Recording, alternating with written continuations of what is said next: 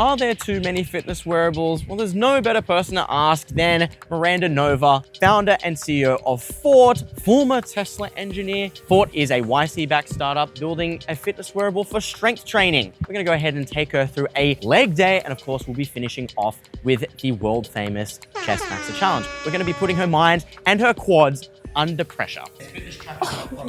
This is Swallows a Service, and we're proudly presented by Factory, the only software development agents that work everywhere you do. Okay, so today I'm kind of thinking some legs, back squats, hip thrusts, Bulgarian split squats, and then naturally on a leg day, we must do the Chestmaxxer challenge. Max push-ups in 60 seconds. Liam is ahead with 72. He's the top of the leaderboard. Well, we got Liam, we got Dylan, Sholto, and Gorkesh. I mean, I think you can beat a few of them. Yeah. Yeah. We'll see. We'll see how we go. 2, nice. This is the kind of gym bro encouragement where it's just like you stand behind someone, you're just like, yeah, good, nice, good, nice, good, nice, good, perfect, perfect. Why isn't there any device/gizmo for strength training yet? It's a couple of things, right? So like when you're running, you're doing many steps, which are the reps in running. Yes. And then Never thought about it like you that. just really need to pay attention, like how you would assess the intensity of a workout is like how fast your heart was beating and your mileage. So for strength, there's not really like a unified set of metrics that people use to understand their performance. Some people are training more for hypertrophy, some people are training for strength, some people are training for functional fitness. Yes. Something we don't know anything about. Yes. I'm the world's greatest unfunctional trainer. It's like, I can't even reach behind my back. I think it's a problem of like finding a set of unified metrics, and then also like on the technical side, how do you discern what movement someone is doing without them having to give you some type of manual input? Now 10 sets of dog. Petting dog to failure. Okay, so second exercise is gonna be barbell hip thrusts. What everybody has been waiting for is me doing hip thrusts. Let's hope the people behind the camera don't do me dirty here. And then back down. And here is the greatest thing about hip thrusts, is just trying to slide out of it. Let's see. Nice, 2, good, pretty good. One thing that is certainly on my mind is what these wearables actually track. Do you know of any metrics that they are tracking that people might not actually know about? I think the really interesting one that a lot of women know about, but not a lot of men know about, is like the hormone tracking and how that works. Yeah. The hormone progesterone can cause your body temperature to be different. And so like Oura Ring's gotten quite good at their women's health offering, which I think is really interesting as well. What are some things that you think wearables should be tracking? And on the flip side, what are some things that you think wearables should just like never track? I think that the best things are those that have the most impact on someone's health.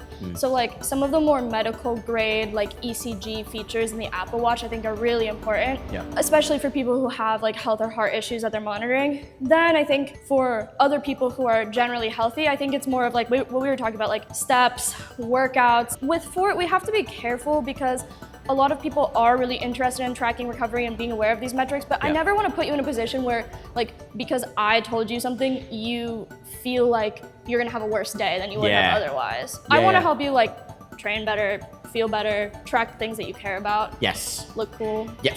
Don't mind if we do. Don't mind if we do. Got That's it. like I'm just doing things for the female gaze, right? The idea of this show is that I get a girlfriend after it. Okay, so just between sets real quick, I just wanted to say that everyone in this gym understands progressive overload. You just have to add more weight. The same sort of thing is kind of happening in software right now where everybody's adding more reps, but they're not actually adding more weight. We want to actually get stronger. Every AI team uses AI coding products. Every individual dev uses AI coding products. But the organizational throughput still flat. Everybody's adding more reps, but they're not adding more weight. They are not getting stronger. Factory is how you actually add weight. With AI coding agents called droids, they help you write code and shift entire workloads off your plate.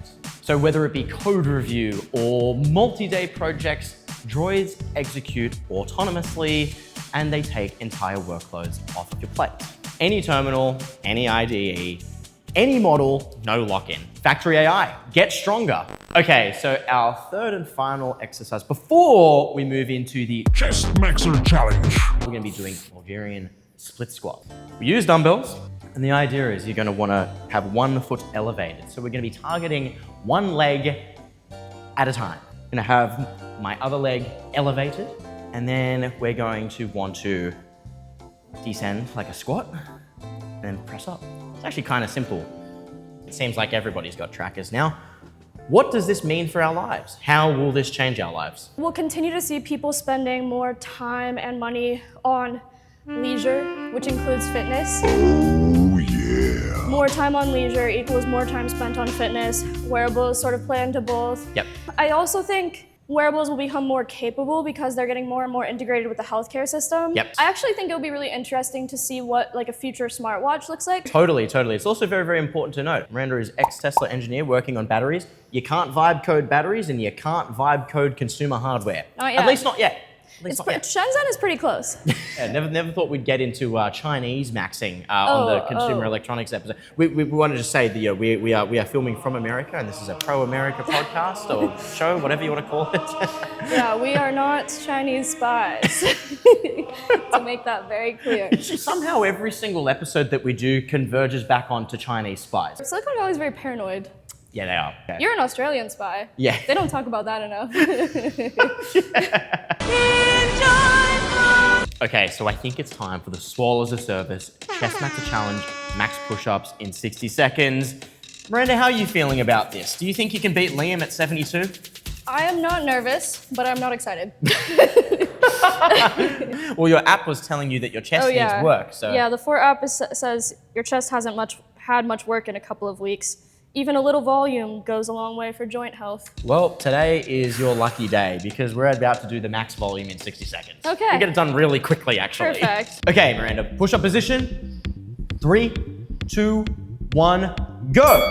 So, in 2009, Fitbit released its first product, launching the modern fitness tracker era. From there came the wristband boom, Nike Fuel Band, Jawbone, UP, Fitbit Flex, Fitbit Charge, and Garmin's fitness brands. By the mid-2010s, trackers had moved from your pocket to your wrist, and from simple step counting to workouts, heart rate, calories, and sleep. Then smartwatches took over. Apple Watch, Samsung Galaxy Watch, Google Pixel Watch, Fitbit Sense and Versa, and Garmin's Forerunner, Phoenix, Venu, and Instinct lines. Now the category is even wider. Today we have Whoop, which tracks recovery and strain. Aura and Samsung Galaxy Ring track sleep and health from your finger. Polar and Suunto serve endurance athletes. Xiaomi, Huawei, and Amazfit make mass market bands and watches. And newer startups like Fort are going after what most wearables still don't capture well, strength training. So in less than 2 decades, fitness trackers went from clip-on step counters to always-on health devices, watching how we move, sleep, recover, and perform. So we're still going here. We got 3, 2, 1. Okay, so Miranda, are there too many fitness trackers? No, we only need 1 more. Perfect. That's pretty good. I mean, just get up from the push-ups and then, talk the book. Yeah. Why do you only need 1 more? Because look at it. It does look pretty cool. And it stayed on your wrist while you did max push-ups. Oh yeah, she's actually pretty good at counting push-ups. Yeah. Was she counting them just then? No. So proud to announce that you got 35. So that actually places you ahead of Dwarkesh Patel. Wow, look at me. Yes. She's one of the boys. I'm climbing the ranks. Yeah.